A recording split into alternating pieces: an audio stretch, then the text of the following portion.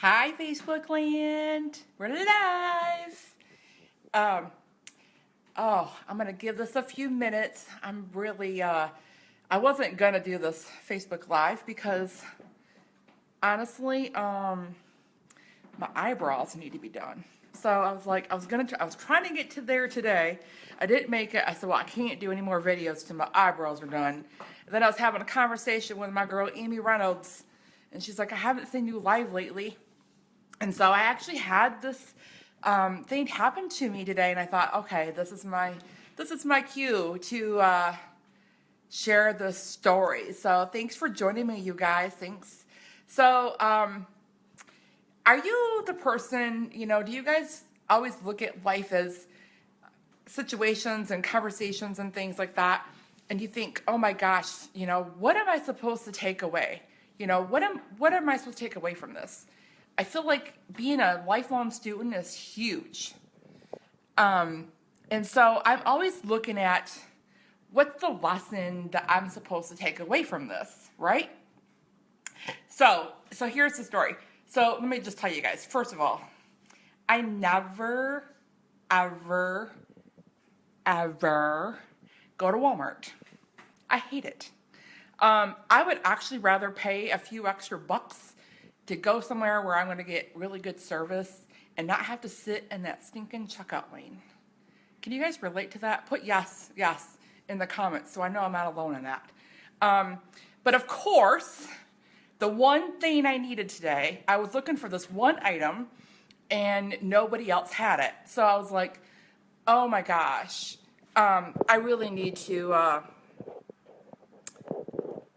go to Walmart. So I go to Walmart, and I already knew going into Walmart that, okay, prepare yourself, Dana, you're just not gonna have a quick checkout, because that's just how it rolls at Walmart, right? So I go to Walmart, I get my item. Of course, I had to grab a few extra things. That's just how it rolls, right? And I get in line, long line, behind this lady, and she was the sweetest little lady. I bet you guys she was late 70s. And I could tell she probably just got out of church. Yes, Kmart. I actually just went to Kmart for the first time, Kathy, like in forever. I haven't been to Kmart in forever, but I thought, you know what? You gotta do what you gotta do, right? Yes. Somebody needs to get blocked, don't they, Terry? So, okay, so here's my story. So I'm behind this sweet little old lady at Walmart. And I don't know why, since you guys do this, I always stand in front of my cart. I never sit to the back. So I'm literally standing right next to this little sweet old lady. And I tried to be nice, right? I always try to look at, and she had on, well, sure, first of all, I could tell she just got to church. She had this beautiful silk blouse, and then she had these earrings on that were unique. Like, you could tell they were probably one of a kind. And y'all know me, my glamour, right? I gotta have all my stuff. So of course, I gave her a compliment. And as soon as she opened her mouth to say thank you, she had a beautiful accent. And I said to her, I said, oh my gosh, you're from another country. And I could kind of tell she maybe had a different nationality by looking at her. But when she spoke, you guys, it was beautiful. Like, I could just sit and listen to this lady all day. And so she told me thank you. And so that just started the whole conversation, right? Because we're waiting in line at Walmart. So anyways, I was making the best of it. Make the best of every situation. That's a lesson, right? And so we end up in this whole conversation. And she was born in Greece. Greece. I've never been. Have you guys, anybody here been to Greece? And then she actually moved from Greece. Her family moved to Poland. So she spent a lot of her childhood in Poland. So she started sharing, you guys, some of her stories with me. And I was like, oh my gosh, like to listen to people talk, right? And then, so I asked her, how long has she been into the United States? Because her accent was very fluent. And she was actually really surprised that I could even tell she was from another country. And so she was like, I've been here 50 years. Actually, she said maybe even longer. I was like, wow. So first of all, you guys, our DNA is powerful, right? I mean, she went back to visit one time in that 50 years to her homeland, Greece. One time. And so she's a US citizen, right? She's here. And this is the powerful thing that she said I wanted to share with you guys. She said, yes. And she said, yes. She's like, if I could get one thing across to all Americans that are born and raised in the USA, it's this one thing. So I promised her that I would be a voice and help her spread her message.